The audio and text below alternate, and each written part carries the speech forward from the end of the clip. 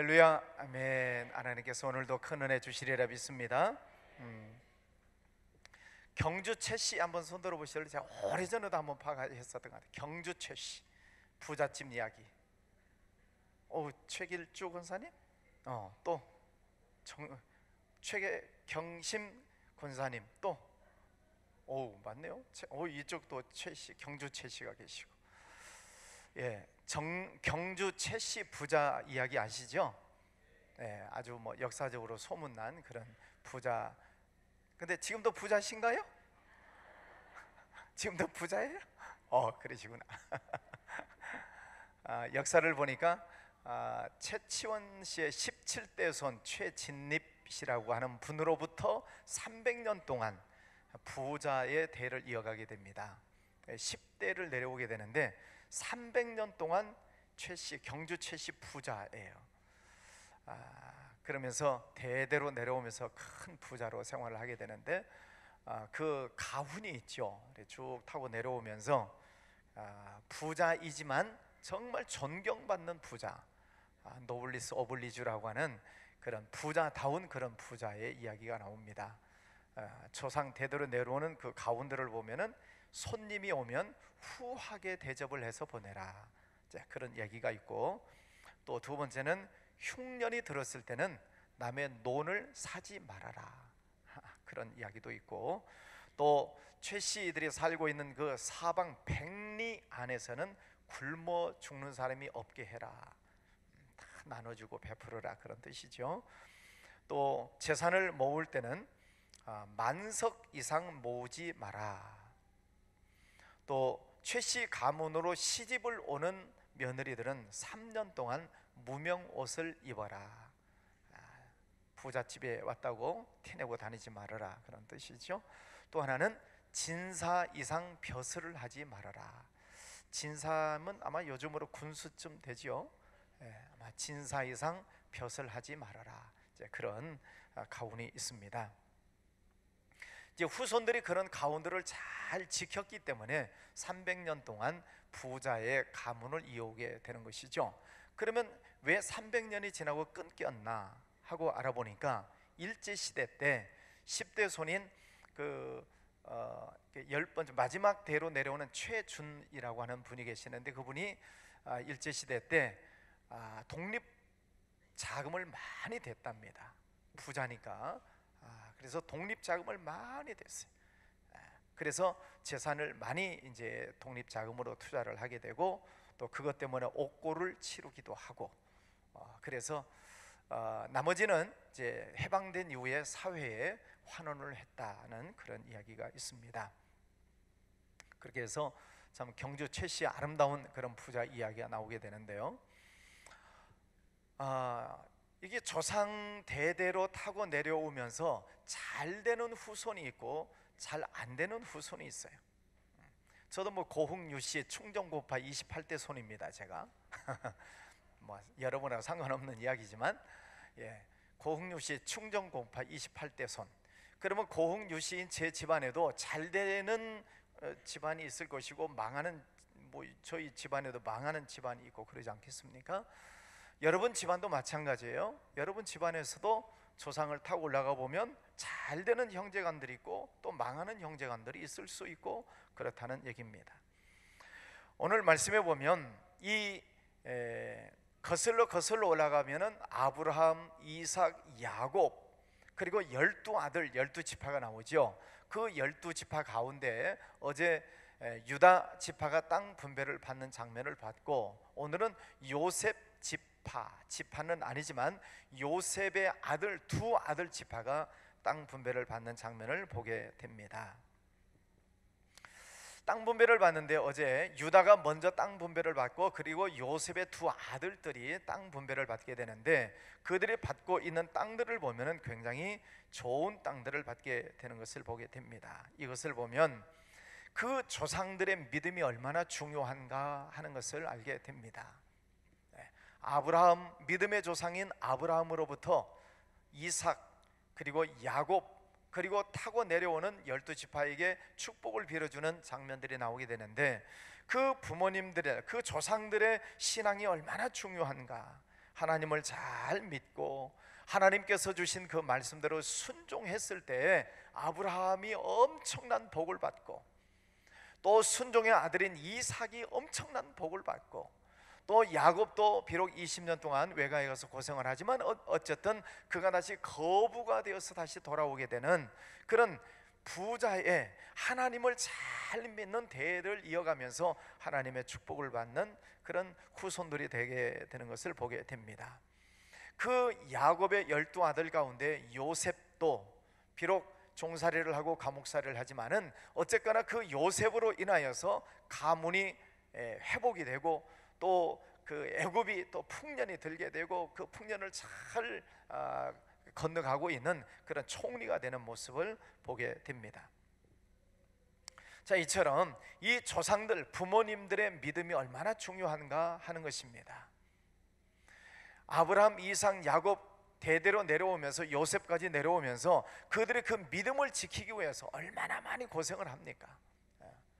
정말 눈물겹게 그 믿음을 잘 간직하고 하나님 말씀대로 살려고 애를 쓰는, 이 므낫세 아브라함의 아버지인 이 요셉 사건만 봐도 그 믿음을 지키기 위해서 종살이 감옥살이 하면서 얼마나 고생을 많이 했습니까? 그럼에도 불구하고 그 믿음을 잘 지켜서 애굽의 총리가 되고 또 자손들에게 복을 받게 하는 아버지의 모습을 보게 됩니다. 오늘 이 자리에 모이신 우리 부모님들, 여러분들의 믿음이 정말 중요하다는 것입니다. 여러분들의 부모님 때의 믿음이 어떠신지는 잘 모르겠어요. 파악을 해보면 여러분들이 신앙이 2대이신 분도 있고 3대째이신 분도 있고 뭐 4대째이신 분도 있고, 어쨌거나 여러분의 조상을 타고 여러분의 믿음을 잘 지키고 계시는데, 그 믿음을 여러분들 대해서 그 믿음을 더 잘 지키셔야 됩니다. 오늘 아브라함, 이삭, 야곱 그리고 요셉의 두 아들 므낫세와 에브라임까지 내려가게 되는데, 자, 요셉까지 믿음이 정말 잘 내려와요. 그 고난 속에서도 어려움 속에서도 믿음을 지키기 위해서 얼마나 많이 애를 씁니까? 그 믿음을 지키다가 누명 쓰고 감옥 가기도 하고, 그러면서도 하나님의 이름을 더럽히지 않냐는 요셉의 모습을 보게 됩니다. 그래서 그 신앙을 자녀들에게 잘 물려주고 있는 것입니다. 우리 부모님들이 축복을 잘 물려주셔야 됩니다. 여러분들 하나님 앞에 믿음 생활을 열심히 잘 하시고 여러분의 믿음을 잘 간직하시고 그 믿음을 자녀들에게 잘 물려주실 수 있기를 바랍니다.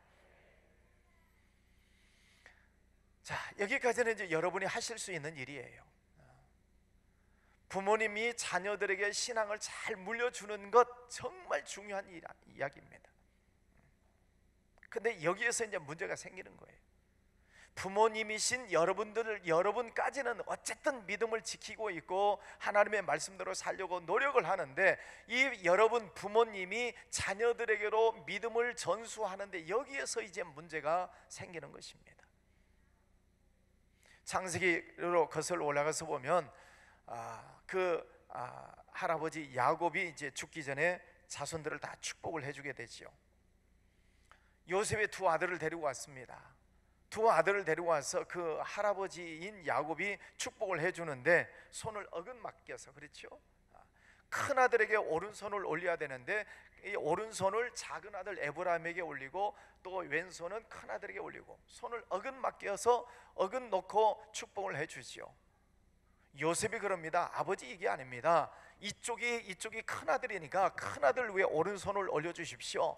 그랬더니 야곱이 그러죠. 안다, 내 아들아, 나도 안다. 그런데 하나님의 뜻이 여기 있다.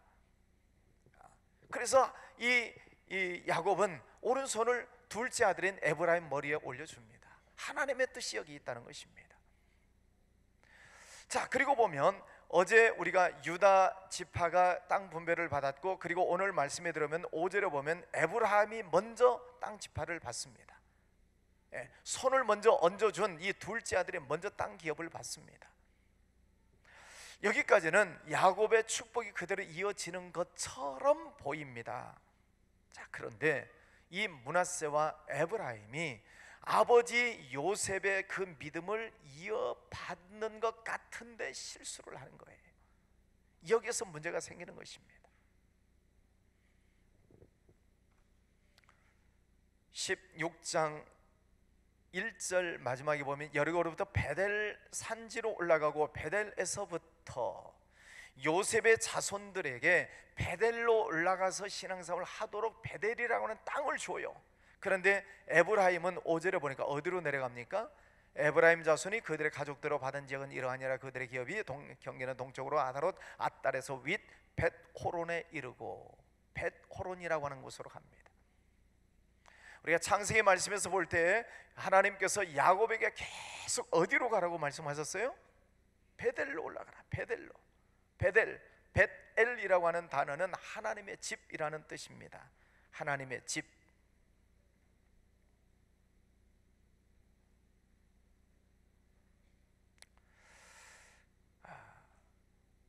자, 그런데 하나님의 집이 있는 베델로 이 땅 기업을 받게 되는데, 그 베델을 벗어나서 벳호론이라고 하는 지역으로 가고 있다 하는 것을 보게 됩니다. 베델 지역을 주었는데 벳호론에 이르고 이렇게 돼 있어요. 그럼 뭐 어디 가서 살면 무슨 상관이 있습니까? 아무 데서나 살면 되죠. 그럴 수 있겠죠. 그런데 성경을 보면 지명에도 굉장한 뜻이 있어요. 지명. 사람 이름에도 굉장한 영적인 뜻이 있듯이 지명에도 굉장히 영적인 뜻이 있습니다. 베델이라고 하는 곳은 하나님의 집, 벳이라고 하는 말은 집이라는 뜻이에요. 엘은 하나님이에요. 그러니까 벳엘로 올라가라, 베델로 올라가라, 베델에서 너를 만나자, 베델 하나님의 집으로 와라, 그런 뜻입니다. 하나님을 만난 곳입니다. 야곱이 거기에 돌단을 쌓고 기름을 붓던 곳이죠. 하나님께서 백성들을 만나주시는 그 장소, 약속된 그 장소가 베델입니다. 그래서 하나님은 자꾸 베델로 와라, 거기에서 만나기를 원하시는 그 거룩한 장소가 베델이라고 하는 곳입니다. 하나님께서는 이 요셉에게 주시는 그 축복으로 그 자손들에게 베델이라고 하는 것을 주어요. 그러는데 그 에브라임이 먼저 땅 분배를 받는데 벳호론에 이르고 그랬다는 거지. 벳호론. 그럼 벳호론이 어떤 곳인가? 그 지명의 뜻을 놓고 보면은 뱀들이 사는 곳이다, 그런 뜻이 있어요. 뱀들이 사는 곳이다. 뱀들이 서식하는 갈라진 틈, 구멍. 다시 말하면 벳이라고 하는 말은 집이라고 그랬죠. 호론이라고 하면 공허하다, 그런 뜻입니다. 공허의 집이라는 거예요. 텅 비었다는 것입니다. 진노의 집이라는 것입니다. 하나님께서 주시는 그 베델에 가서 사는 것이 아니라 그들이 자기 좋은 대로, 자기 보기에 좋은 곳으로 벳호론으로 가버리는 것입니다. 아브라함과 롯의 문제도 그렇죠. 아브라함이 롯을 향해, 조카 롯을 향해서 네가 차지할 땅을 들어가라 그랬더니 자기 눈에 보기에 에덴 동산 같고 에덴 동산 같은 그 좋은 평야 같은 그런 곳을 찾아가는 곳이 소돔과 고모라 땅이었죠. 소돔과 고모라 땅, 이방신이 우글대는 곳, 보기에는 좋은 것 같고 평야인 것 같고 거기 가면 잘 살 것 같고 부자가 될 것 같은 그런 지역을 찾아 들어가는데 그 지역이 도대체 어떤 지역인지 알지도 못한 채 그저 눈에 보기에 좋은 대로, 거기 가면 잘 살 것 같아서, 돈을 많이 벌 것 같아서 소돔과 고모라 성으로 들어가는 것입니다. 나중에 소돔과 고모라 성이 하나님의 불심판을 받게 될 때 빈손 들고 나오잖아요. 탈 털고 나옵니다. 겨우 목숨 건져서 나옵니다. 나오다가 롯의 처는 뒤돌아보다가 소금 기둥이 되어버리고. 여러분, 내가 지금 살고 있는 것이 어떤 곳인가를 여러분이 잘 아셔야 됩니다. 뭐 어디 가서 산들 어떻습니까? 뭐 내가 살기 좋은 곳에 가서 살면 되지요. 뭐 그렇게 생각하시면 그렇게 사셔도 됩니다. 그러나 내가 지금 살고 있는 곳이 베델이냐 벳호론이냐, 하나님을 경배하고 하나님께 영광을 올려드리고 하나님을 만나고 하나님과 약속된 그 장소에서 내가 지금 살고 있는 것인가, 아니면 벳호론으로 옮겨가서 공허한 집, 뱀들이 서식하고 있는 곳, 뻥 뚫린 아무것도 없는 그 구멍이 있는 그런 공허한 집에서 내가 살고 있는 것은 아닌가. 여러분, 아무 데서나 가서 산다고 무슨 상관이 있겠습니까만, 그러나 우리는 영적으로 늘 생각을 해야 된다는 것입니다. 영적으로 내가 여기 가서 살면 내가 하나님을 더 잘 섬길 수 있을 것인지, 아니면은 여기 가서 살면은 뭐 생활은 넉넉하고 좋을는지 모르겠지만은 내가 하나님에게서 멀어지는 것은 아닌가, 텅 비어버리는 것은 아닌가. 여러분, 사는 것이 중요하단 말이죠.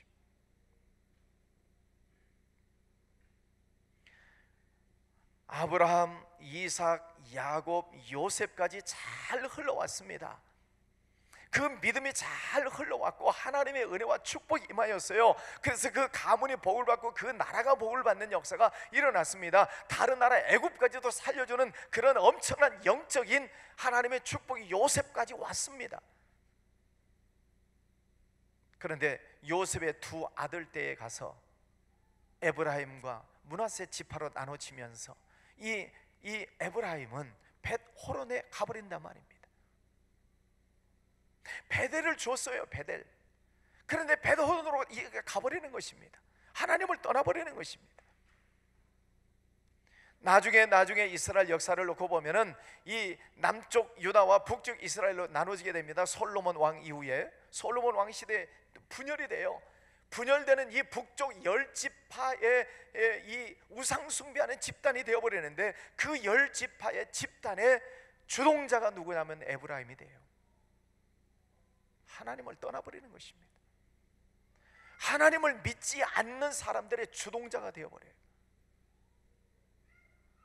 자녀들에게 신앙교육을 잘 물려주지 못하면 이런 꼴이 될 수도 있다는 것입니다. 저는 오늘 말씀을 준비하면서 참 안타까웠어요.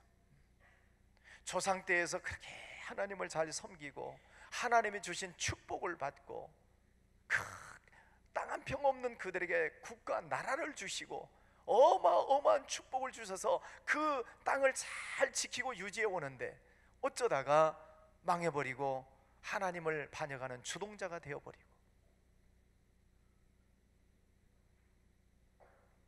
안타까운 장면을 보게 됩니다. 자신들이 받은 축복을 잘 지키려고 노력하는 것이 아니라 그저 육신적인 면에서 내가 저기 가서 살면 더 잘 살겠다, 그래서 벳호론으로 가버리는 것입니다. 영적인 것은 전혀 생각이 없어요. 육신적으로 눈으로 보고 가는 것입니다. 마치 롯처럼 쉽게 살려고 생각을 하는 것입니다. 하나님께서 주시는 축복을 지키려고 노력하는 것이 아니라 육신적인 눈에만 보기에 좋은 곳으로 가버리는 것입니다. 하나님의 말씀을 떠나는 것과는 상관이 없는 거예요. 내가 하나님에게서 멀어지고 있는지 상관이 없어요.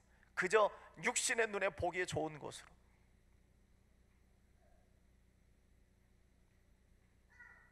이방인과 타협을 하게 됩니다. 10절 말씀해 보십시오. 그들이 게셀에 거주하는 가나안 족속을 쫓아내지 아니하였으므로 가나안 족속이 오늘까지 에브라임 가운데 거주하며 노역하는 종이 되니라.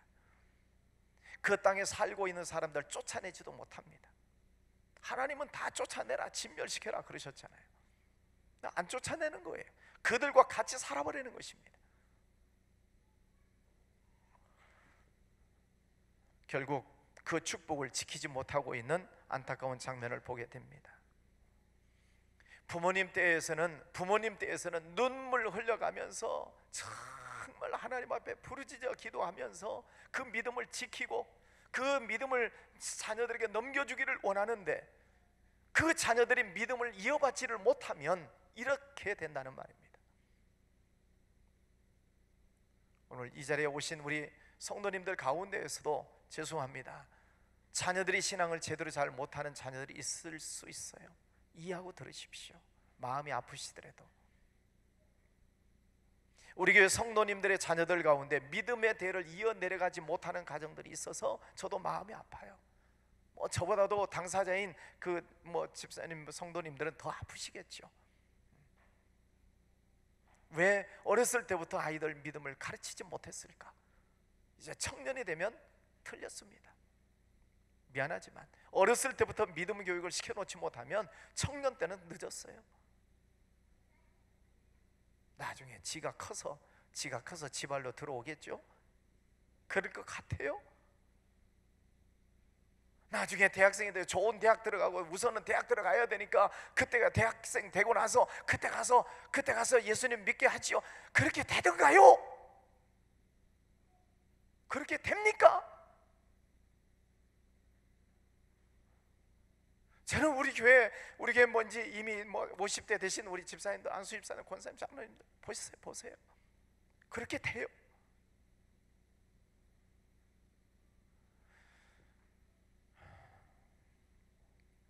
자녀들을 위해서 눈물로 기도해야 됩니다. 예수님이 십자가를 짊어지고 가시면서 그러시잖아요. 뒤에 따라오고 울면서 따라오는 여인들을 향해서 뒤를 돌아보시면서 예루살렘의 딸들아, 예루살렘의 딸들아, 나를 위해서 울지 말고 너희와 너희 자녀들을 위해서 울어라. 예수님은 미래를 보시는 분이시기 때문입니다. 예수님이 돌아가시고 나서 40년이 채 지나가기 전에 예루살렘이 망해버리죠. AD 70년. 예수님이 33살에 돌아가셨으니까 그저 그렇게 나이 계산하면은 37년 후에 예루살렘이 망해버립니다. 완전히 망해버려요.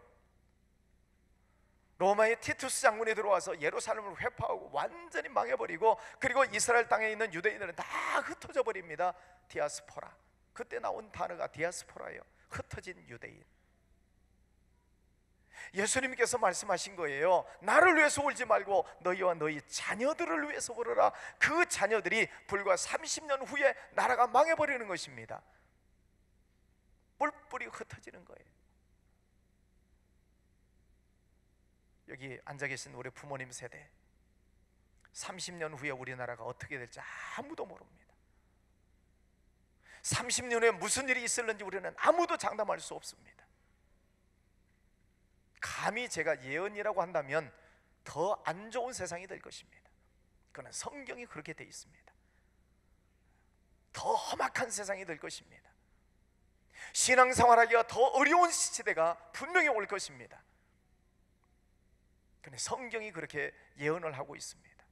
예수님 오실 때가 가까이 올수록 나라와 나라가 처처에 그 기근과 지진이, 각종 우상 숭배가, 적 그리스도가 나타나고, 주님 오실 때가 가까이 올수록 더 험악한 세월이 세상에 온다는 것입니다.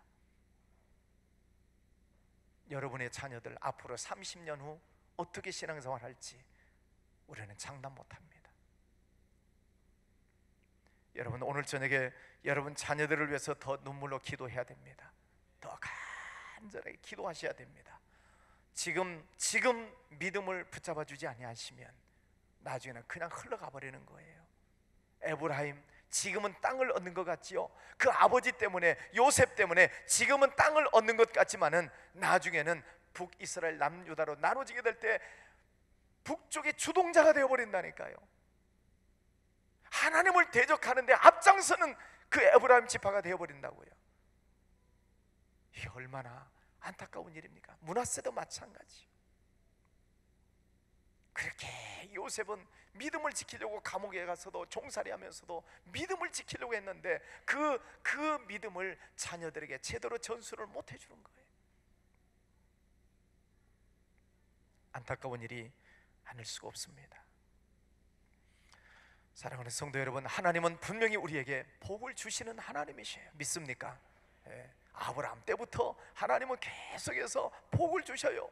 말씀대로 살면, 하나님의 말씀대로 순종하면 반드시 복을 주셔요. 상상할 수 없는 복을 주셔요. 그런데 말씀을 떠나면 하나님은 복을 거두십니다. 그래서 가면 갈수록 흥하는 가문이 있는가 하면 가면 갈수록 망하는 가문이 있는 거예요. 갈수록 잘 되는 집안이 있고 갈수록 망하는 집안이 있고. 누가 망하는 집안이 되고 싶은 사람이 누가 있어요? 근데 성경은 하나님의 말씀을 떠나면 그렇게 된다 이 말입니다. 하나님의 말씀을 떠나면, 우상 숭배하고 하나님의 말씀을 거역하고 제 멋대로 살면 갈수록 망하는 집안이 된다는 거지. 성경은 미리 우리에게 보여주시고 있어. 성경은 미리. 그러니까 성경을 읽어보면 이런 일들이 앞으로 있을 수 있구나. 그러니 오늘 정신을 차리자는 거죠. 이게 성경이 우리에게 지금 주시고 있는 교훈입니다. 하만나 기도해? 복 받기 위해서 나오십니까? 기도 응답 받기 위해서 나오십니까? 물론 그냥 그렇다고 칩시다. 그러나 더 본질적인 것은, 이 하만나 기도에 더 본질적인 것이 있다면 하나님의 말씀대로 순종하기를 연습하는 것입니다. 복은 하나님의 저절로 주시는 거예요. 여러분, 복에 매달리지 마세요. 하나님의 말씀에 순종하고 하나님의 뜻대로 살면 하나님은 그냥 저절로 주신다고 약속하셨잖아요. 너희는 먼저 그의 나라와 그의 의를 구하라. 그러면 이 모든 것을 너희에게 더하시리라. 너희가 무엇을 먹을까, 무엇을 마실까, 무엇을 입을까 염려하지 마라. 그런 것은 다 이방인들이 구하는 것이라 너희는 먼저 그의 나라와 그의 의를 구하라. 이방인들이 구하는 것처럼 먹을까 마실까 입을까 그런 건 먼저 구하지 말고 하나님의 뜻을 먼저 구해라. 하나님의 나라가 먼저 오기를 위해서 구하라. 그러면 이것은 하나님이 주시겠다는 거예요. 여러분, 하나님의 말씀을 믿습니까? 기도 제목 중요합니다. 제가 뭐 이거 불필요하다 그런 뜻은 아니에요. 소중한 기도 제목입니다. 그러나 본질적인 것을 우리가 놓쳐서는 안 돼. 본질, 하나님을 만나는 것, 하나님을 만나야 됩니다. 하나님을 만나야 되는 것이 우선이에요. 여러분이 먼저 하나님을 만나시기를 바랍니다. 이 하만나 기도회를 통해서 하여튼 방언을 하시든지 신유의 어떤 체험을 하시든지 어떤 면으로든지 성령의 충만함을 먼저 경험하시기를 바랍니다. 영적으로 경험하시기를 바랍니다. 하나님을 만나시기를 바랍니다. 그래서 자녀들에게 얘야, 하나님은 이러신 분이다. 하나님께서 이렇게 우리에게 은혜를 주시는 분이시고 하나님은 지금도 살아계신 하나님이야. 하나님을 만나야 돼. 하나님 앞에 나와라. 그 하나님을 가르쳐야지요.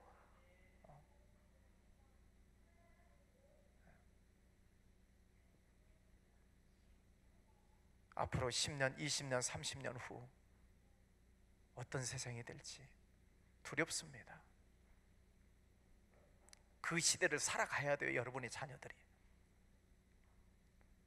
근데 지금 하나님을 만남이 없으면, 하나님을 만난 경험이 없으면 그 아이들이 20년, 30년 후에 어떻게 신앙을 지킬 수 있을까? 세상 속에 들어가서 그저 세상 속에 흐지부지 살고 죄 짓고 동성애 짓거리 하고 다니고, 더 지저분한 얘기를 할까요? 동성애보다 더 지저분한 얘기를 할까요? 지금은 동성애가 난리죠. 성경에 보세요. 동성애보다 더 지저분한 일들이 앞으로 생겨납니다. 성경에 그렇게 나와 있어요. 동성애보다 더 지저분한 일이 뭐예요?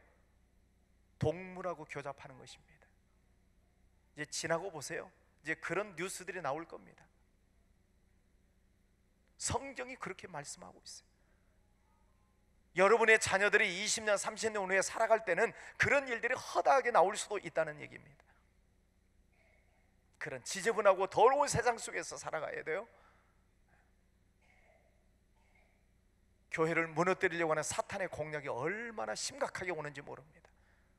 저는 목사이기 때문에 어쩌면 여러분이 느끼는 것보다 저는 훨씬 더 피부적으로 느끼고 있어요. 정부에서 이 사회가 돌아가고 있는 이 사회 분위기나 어떤 이런 어떤 영적인 흐름들을 보면 한국 교회를 무너뜨리려고 하는 영적인 혼탁한 영들이 얼마나 드세게 몰려오는지 모릅니다.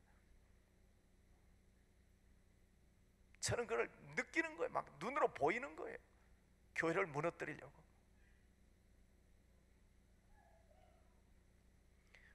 우리가 영적으로 정신 차리지 않으면 안 됩니다. 계속 하나님은 우리에게 경고를 주시는 거예요. 경고. 1912년 타이타닉호를 여러분이 기억하시죠? 1912년 세계에서 가장 호화로운 유람선 타이타닉 침몰해서 1,500명이 죽지 않습니까? 경고했습니다. 계속 무전으로 치면서 타이타닉으로 가고 있는 그 방향을 해서 빙산이 있으니까 조심해라, 빙산이 있으니까 조심해라, 계속 무전을 날려줬어요, 본국에서. 그런데 흥청망청 노느라고 정신이 없습니다. 무전을 받는 그 무전사가 무시해버리는 것입니다. 이 배는 튼튼합니다. 빙산 문제 없습니다. 하나님도 침몰 못 시킵니다.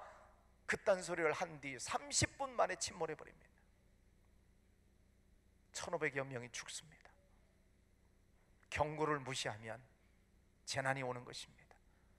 하나님께서는 계속 우리에게 경고하십니다.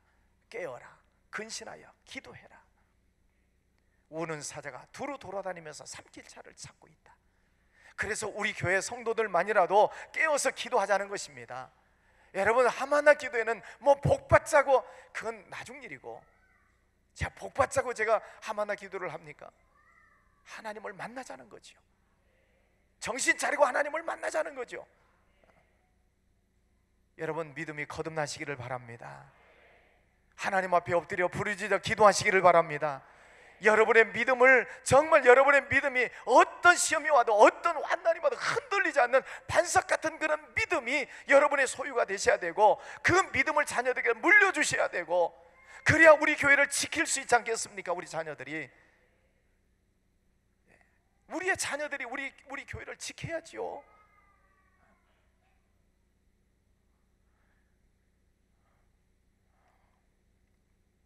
오늘 저는 이 아브라함, 이 요셉의 유다 이어서 이 아브라함 지파, 이 요셉의 자손들을 보면서 안타까워지는 것입니다. 잘 내려오던 축복이 끊겨버리는 거예요. 여러분의 신앙의 축복, 여러분들이 잘 잡으시고 여러분 자녀들에게 믿음을 잘 심어주시기를 바랍니다. 기도하시고 또 기도하시고, 다 큰 청년들 말 안 들을 거예요. 가슴을 치면서 눈물로 기도하셔야 돼요. 예? 청년 돼버리면 말 안 들어요. 어찌하실 것입니까? 내버려 두실 것입니까? 네 알아서 해라 그러시겠습니까? 세상으로 흘러가거나 마귀의 종이 되거나 상관없습니까? 오늘 저는 여러분 자녀들을 위해서 기도하십시다. 눈물 흘려가며 가슴을 치며 여러분 자녀들이 어디에 있는지, 무엇을 하고 있는지, 그들이 정말 하나님 앞에 엎드리고 있는지, 어렸을 때부터 이 믿음을 심어주지 않으면 안 됩니다.